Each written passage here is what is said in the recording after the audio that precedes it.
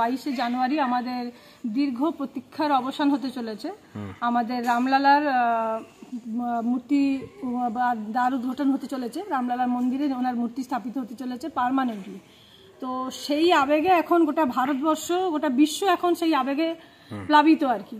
তো সেই কারণে আমাদের যশস্বী প্রধানমন্ত্রীজি 22 তারিখে যেহেতু আমাদের রামলালার দ্বার উদ্ঘাটন আছে, তো সেই কারণে ভারতবর্ষের যেখানে যেখানে যত মন্দির আছে সেই মন্দির স্বচ্ছতার একটা কর্মসূচি দিয়েছেন, উনি সূচনা করেছেন।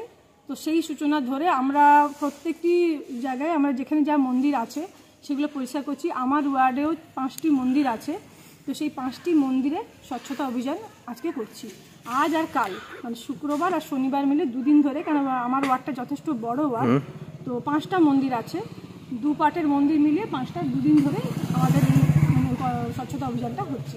এর পাশাপাশি ওয়ার্ডবাসীর প্রতি আপনার কি বার্তা এই স্বচ্ছতা নিয়ে? স্বচ্ছতা ওয়ার্ডবাসীর প্রতি এই মন্দির যেরকম আজকে স্বচ্ছতা করতে এসে দেখলাম, আমার মধ্যমপল্লীর মন্দির যথেষ্ট ওনারা মেনটেন করে রেখেছেন আর যথেষ্ট ভালো। কিন্তু এই পাশে উত্তরপল্লীর এই পাটের মন্দিরটা দেখলাম খুবই খারাপ অবস্থা।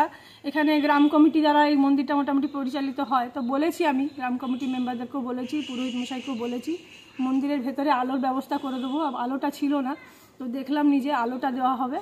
আমি আমার ওয়ার্ডের যে সেক্রেটারি আছেন তাকে বলেছি আলোটা অবশ্যই যেন দেওয়ার ব্যবস্থা করে দেয়।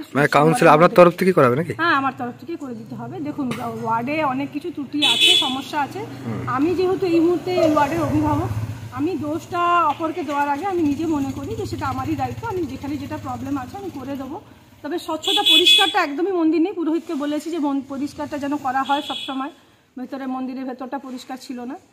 আর রামলালার সোমবার দিন আমাদের পুজো হবে, গোটা ওয়ার্ডেই 5টা মন্দিরেই পুজো হবে। তো বড় করে কাপাসবেড়া শিব মন্দির যেটা আছে সেখানে বিরাট পুজো হচ্ছে, সেখানে প্রায় 1000 খানিক লোকের প্রসাদ বিতরণের ব্যবস্থা আছে, পুজো হবে। সন্ধেবেলা গোটা ওয়ার্ডে প্রদীপ দিয়ে সাজানো হবে, সেই রকমই ব্যবস্থা আছে। তো এই কারণেই আজকে এই স্বচ্ছতা অভিযানে এসে এটাই আমার বার্তা, যেন সবাই খুব ভালো থাকুন।